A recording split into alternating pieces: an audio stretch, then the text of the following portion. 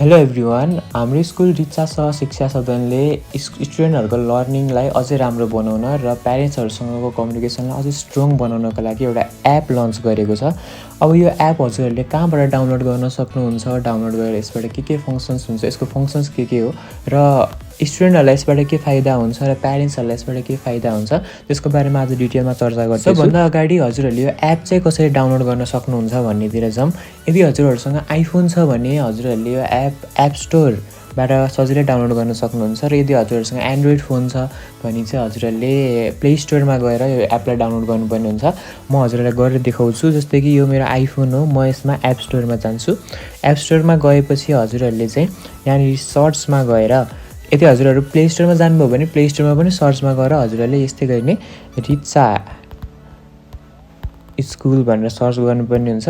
जस्तै कि मैले यहाँ सर्च गरेँ र सुरुमै यसरी हजुरहरूको यहाँनिर रिचा स्कुल र हाम्रो स्कुलको लोगो भएको एउटा एप सुरुमै आउँछ र एपलाई चाहिँ हजुरहरूले डाउनलोड गर्ने हो। यो नै हाम्रो स्कुलको एप हो र यसलाई हजुरहरूले यसरी डाउनलोड गर्नुपर्ने हुन्छ। अब यो आइफोनमा यसरी डाउनलोड हुन्छ, हजुरहरूले एन्ड्रोइडमा पनि सेम टु सेम यही तरिकाले युज गरेर हाम्रो एपलाई डाउनलोड गर्न सक्नुहुन्छ।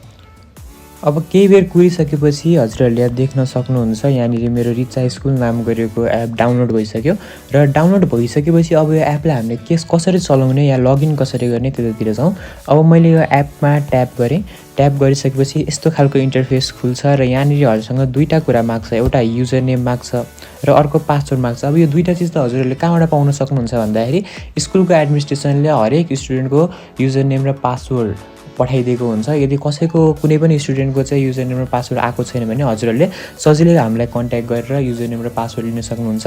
हजुरहरूले देख्न सक्नुहुन्छ मैले यहाँनिर युजर नेम र एउटा पासवर्ड हालिदिएँ। मेरो बहिनी पनि यही स्कुलमै पढिरहेछ र मैले चाहिँ हजुरहरूले देखाउनको लागि उसकै युजर नेम र पासवर्ड हालिदिएको छु। अब म जस्तै कि यहाँनिर मैले युजर नेम हालेँ, त्यसपछि मैले पासवर्ड हालेँ र यो पासवर्ड हालिसकेपछि मैले अब यहाँनिर लगइन थिच्नुपर्ने हुन्छ। अब मैले लगइन थिचेँ, यहाँ मेरो बहिनीको नाम आयो अनि हजुरलाई सुरुमै यहाँनिर जस्तै कि पासवर्ड चाहिँ अलिकति कम्प्लिकेटेड हुनसक्छ हजुरहरूको लागि, किनकि ऱ्यान्डम पासवर्ड क्रिएट भएको हुन्छ सुरुमा। यदि हजुरलाई त्यो चाहिँ गाह्रो लाग्यो भने सुरुमै हजुरलाई अप्सन दिन्छ, यदि तपाईँलाई अझै सजिलोवाला कुनै पासवर्ड राख्नु छ या यदि हजुरलाई चाहिँ त्यो पासवर्ड गाह्रो लाग्यो भने अब स्टुडेन्टकै नाम अनुसारको पासवर्ड पनि राख्न सक्नुहुन्छ। तर अहिले चाहिँ मैले यसलाई स्किप गरिदिएँ हैन। अब यहाँनिर हाम्रो लगइन हुने बित्तिकै यस्तो खालको एउटा इन्टरफेस खुल्छ र इन्टरफेसको सुरुमै हजुरहरूले धेरै चिज देख्न सक्नुहुन्छ। जस्तै कि यहाँ माथिपट्टि हाम्रो स्कुलको लोगो आउँछ र यहाँ मुनिपट्टि चाहिँ जस्तै कि हजुरहरूले यहाँनिर देख्न सक्नुहुन्छ यहाँनिर उसको या स्टुडेन्टहरूले चाहिँ पाउने होमवर्कहरूको लिस्ट। यसरी फरक सब्जेक्टको फरक होमवर्कहरू चाहिँ यहाँको टिचरहरूले चाहिँ यहाँनिर अपलोड गरिदिनु भएको हुन्छ। यसकै मुनिपट्टि चाहिँ हजुरहरूले यहाँनिर क्यालेन्डर इभेन्ट्सहरू देख्न सक्नुहुन्छ, जसमा हाम्रो स्कुल पहिला बिदा भएको थियो या पछि बिदा हुने सबै इभेन्टहरू चाहिँ हजुरहरूले यहीँ मुनि नै देख्नुहुन्छ। यो चाहिँ हाम्रो होमको स्क्रिन भयो र यसको मुनिपट्टि हजुरहरूले हेर्नुभयो भने 4वटा अप्सन्स देख्नुहुन्छ। यहाँ यो म होममा छु, यसपछि म नोटिफिकेसन्समा जान्छु। अब यहाँ गयो भने चाहिँ हजुरहरूले के नोटिफिकेसन आइरहेछ या हजुरहरूले केही होमवर्कको नोटिफिकेसन पाउन सक्नुहुन्छ। यहाँनिर हजुरहरूले चाहिँ केही गरेर अब पैसा तिर्नु भएको छ, यहाँ अनलाइन पनि पैसा तिर्न मिल्छ र अनलाइन पैसा तिरिसकेपछि त्यो पैसा त्यहाँ हाम्रो स्कुलसम्म पुग्यो या पुगेन त्यसको नोटिफिकेसन पनि यही एपबाट हजुरहरूले पाउनुहुन्छ। यहाँ सुरुमै हजुरहरूले पेमेन्ट रिसिभ भनेर नोटिफिकेसन पाउनु भएको छ। अनि त्यसपछि यहाँ हरेक स्टुडेन्टहरूको चाहिँ सब्जेक्ट वाइजको नोटिफिकेसन, कति होमवर्क आयो या आएन, होमवर्क चेक भयो या भएन, उसले होमवर्क गर्यो या गरेन, यो सबै कुराको नोटिफिकेसन हजुरहरूले सजिलै पाउन सक्नुहुन्छ। अब हामीहरू जाउँ अर्को अप्सनतिर।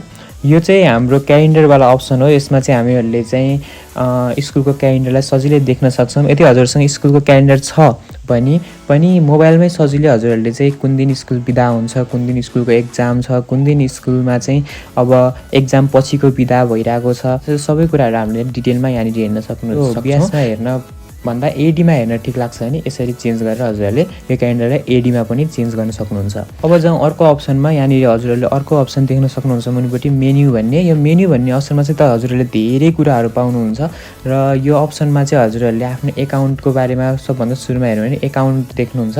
यसमा चाहिँ हजुरहरूको बच्चाहरूको चाहिँ पैसा तिरेको कति बाँकी छ, कति तिर्नुपर्ने छ। जस्तै कि पहिला हजुरहरूले स्कुलमै आएर सोध्नुपर्ने हुन्थ्यो कति पैसा छ भने, तर अब हजुरहरूले स्कुलमा आइरहनु परेन। हजुरहरूले जस्तो कि यहाँ ड्यु एमाउन्ट 0 छ, उसको अब यहाँनिर मेरो बहिनीको चाहिँ सायद सबै पैसा तिरिसकेको रहेछ भन्ने कुरा यहाँबाट थाहा भयो।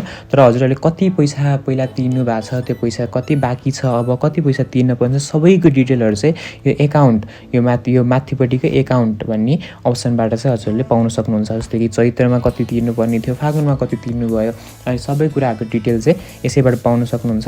र यदि हजुरहरूले चाहियो भने चाहिँ यहीँबाट नै हजुरहरूले चाहिँ क्युआर ओपन गरेर चाहिँ यसरी स्कुललाई यहीँबाट घरै बसेर पनि पैसा पेमेन्ट गर्न सक्नुहुन्छ। र पैसा आयो कि आएन भने पनि यही एपबाट हजुरहरूलाई नोटिफिकेसन पाउन सक्नुहुन्छ।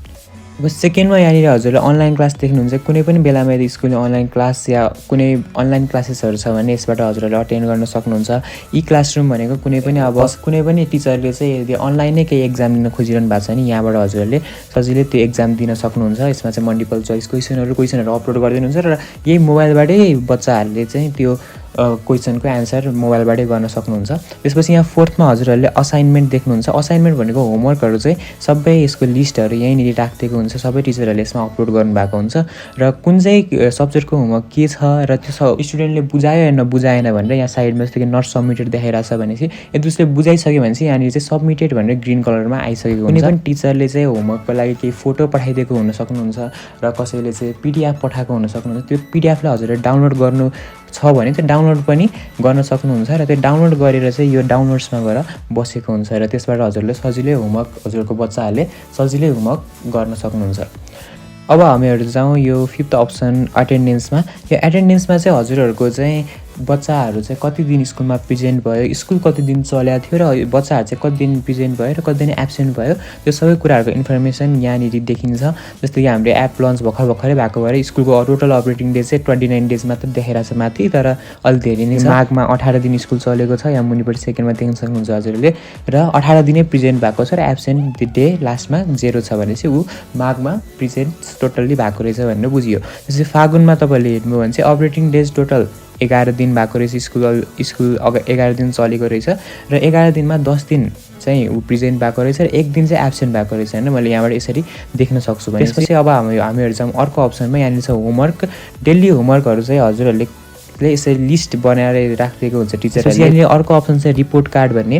रिपोर्ट कार्ड भनेको चाहिँ यसमा चाहिँ अब हजुरहरूको बच्चा बुच्चीहरूको चाहिँ रिजल्ट चाहिँ यसमा आउनेछ। जस्तो हामीहरू जहाँ अर्को रुटिनमा यहाँनिर चाहिँ अब एक्जामको रुटिन, जस्तै कि अब एक्जाम आउँदैछ हाम्रो चाँडै नै, त्यो एक्जामको रुटिन र त्यसपछि क्लासको रुटिन दुइटै रुटिन चाहिँ हजुरहरूले यहाँबाट पाउन सक्नुहुन्छ।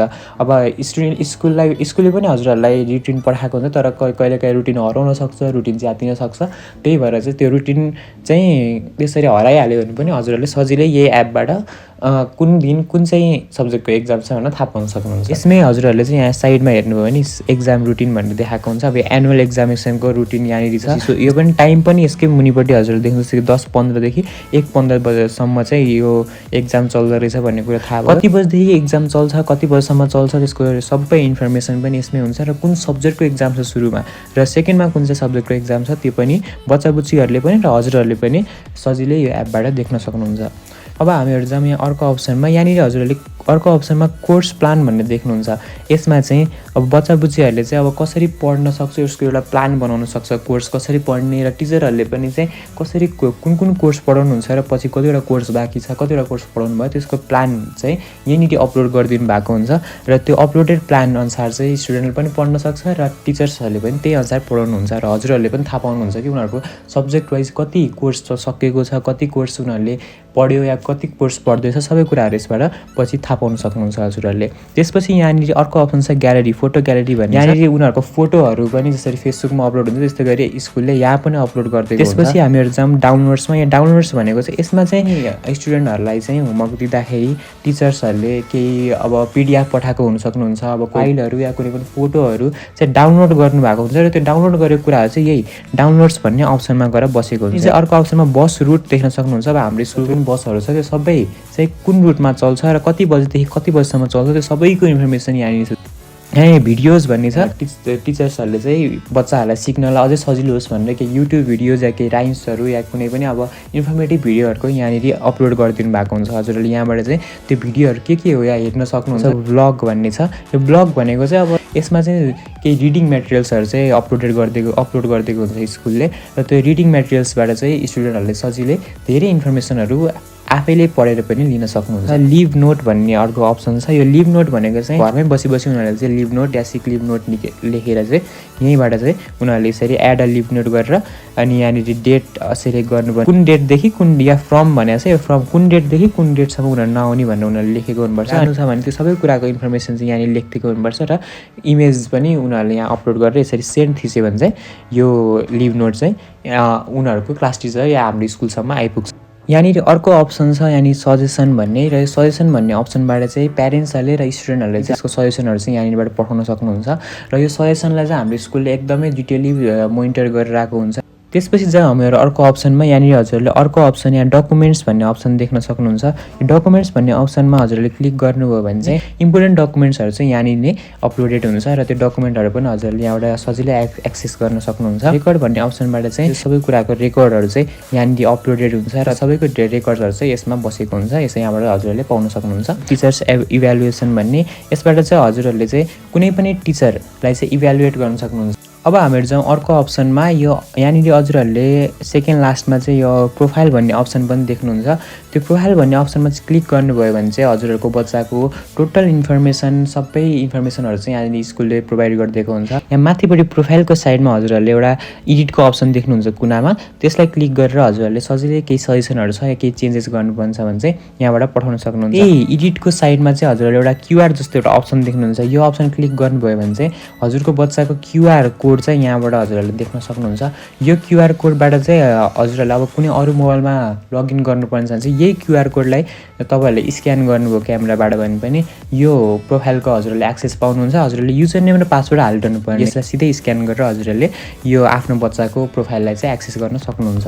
सेटिङ्सको अप्सन छ। यो सेटिङ्सवाला अप्सनमा जानुभयो भने चाहिँ अब तपाईँहरूले धेरै कुराहरूलाई चाहिँ अब म्यानेज गर्न सक्नुहुन्छ। जस्तो कि क्यालेन्डरको डेट फर्मेट एडिया राख्ने कि बिएसमा राख्ने भन्ने कुरा देख्न सक्नुहुन्छ। ल्याङ्ग्वेजलाई चेन्ज गरेर नेपालीमा बनाउन सक्छौँ र नेपाली भएपछि जति पनि इन्फर्मेसन सबैलाई नेपालीमा हजुरहरूले पाउन सक्नुहुन्छ। अब हजुरहरूले हेर्नु पर्ने सिधै सर्चमा गएर केही फिचर चाहिएको छ भने यहाँबाट सिधै सर्च पनि गर्न सक्नुभयो र त्यही माथिपट्टि मेन्युमा हेर्नु भने लास्टमा हजुरहरूले चाहिँ 3टा डट देख्न सक्नुहुन्छ।